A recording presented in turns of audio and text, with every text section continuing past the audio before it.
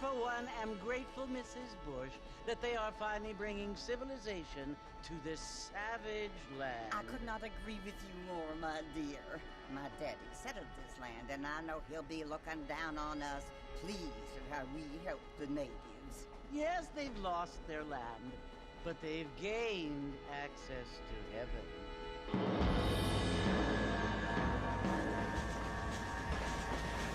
But Father, do you mean unless an innocent receives communion, they're destined to go to hell? It hardly seems fair. What I mean to say, Jenny, is that there is a great deal of difference between an innocent and a savage. I never thought of it that way. Yes, they lived like animals, but they're happier now.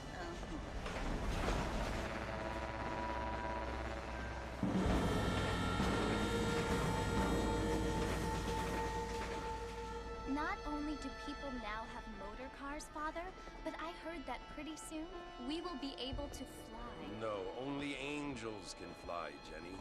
No, apparently people can fly. Didn't you hear? Out in Kansas, a man even got a car to fly. I hardly think so, Jenny.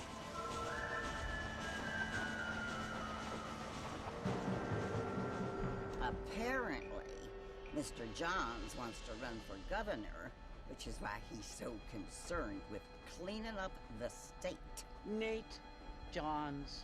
Yes. His family is nothing but hillbilly trash that came here after the war. I don't want to be judgmental, but this state should not be ruled by such a disgusting family. A family without class. Apparently, the Johns family have made a lot of money, and he has a lot of friends in politics. Mrs. Bush, money isn't everything. There are many things that money cannot buy.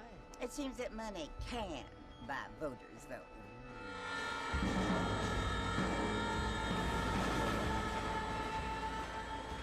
What you must remember, my dear, is that we have been brought here to spread the word. And the word and civilization, they are the same thing. They are the gifts. It is the opportunity we have, the chance to live among people who are decent and who do not kill each other, and who let you worship in peace. It's so confusing, Father. Sometimes I find it impossible to make the distinction between a loving act and a hateful one. I mean, they often seem to be the same thing. Yes, Jenny, it is confusing. But you only have to ask me if you need help. Indeed. Well, here we are, Mrs. Bush. Armadillo.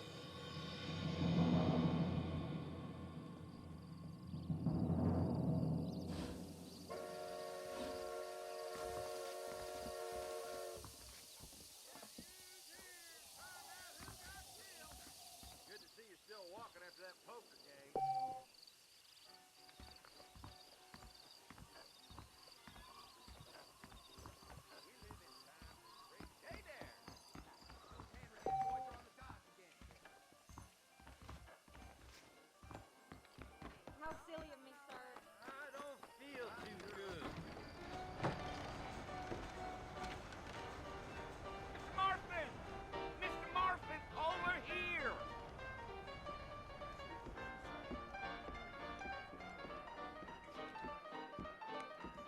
You must be John Marston.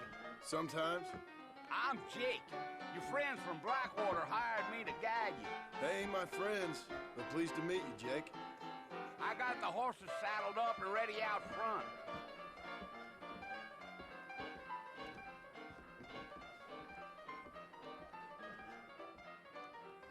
Boating wrote there was a problem with the order.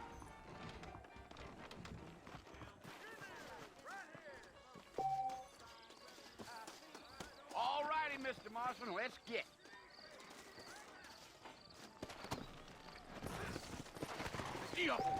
Take it slow on the way out of town. No need to kick up a lot of dust. Whoa now.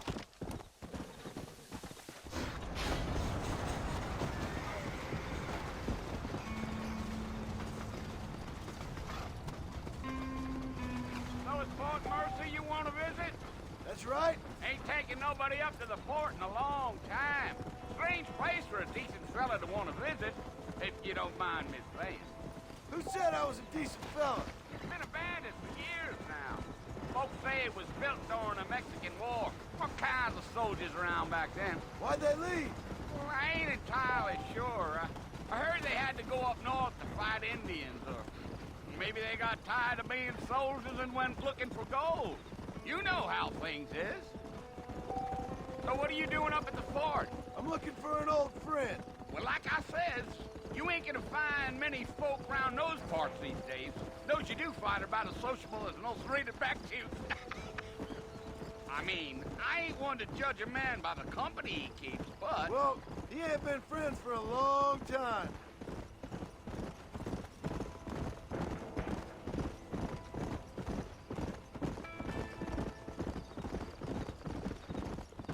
Are you planning on spending any time in Armadillo, Mr. Marston? I doubt it.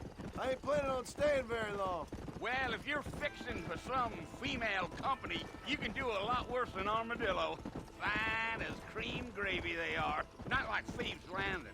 Dang, those girls ain't even fit for a drinking man to hole up with. I'm a married man, I'm afraid. Ain't we all?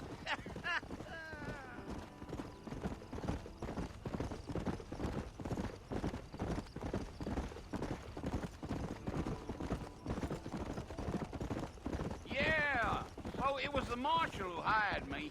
Lee Johnson, do you know him? I think I heard his name. Says he got a telegram from some Blackwater big bugs asking for a guide. I guess it's none of my business. That's right.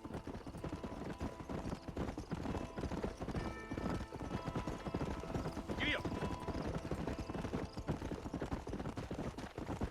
You ain't very talkative, are you? Nope. I'm just chewing the dog, mister. It's how I am. I don't mean nothing by it. Trust me. There's things you're better off not knowing.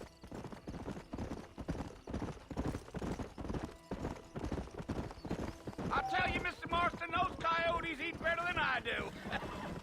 Almost there, Mr. Marston, just over this hill.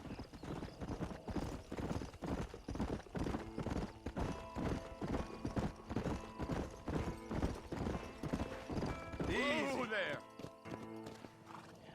Listen, mister. This here is what's left of Fort Mercy. Some gang rode in and took the place over. So I understand. This is where we part ways, friend. You have yourself a good time.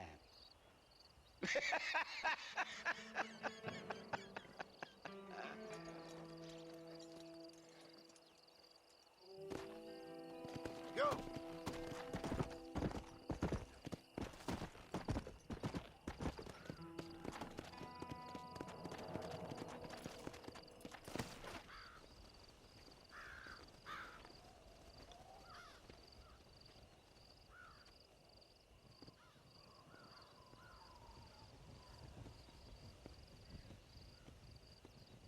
Bill! Bill, I've come for you! Bill Williamson! Come out here right now! Go away now, John. Don't make me kill you. Nobody needs to kill anyone, Bill. You must think I was born yesterday. You always did think I was an idiot. That ain't fair, Bill. You were as my brother. I've come to try to save you. Oh. Do I look like I need saving? Bill, please. They want to kill us all. I can help you. Well, you never tried to save me before. You only seemed to save yourself. Bill, I implore you think about this. You implore me? You implore me. You always were one for fancy words. Oh. Well, things are different now, John. Now I'm in charge. No more Dutch. And no more you. Implores. I implores you to go back and tell them to send someone just a little bit more impressive next time. Well?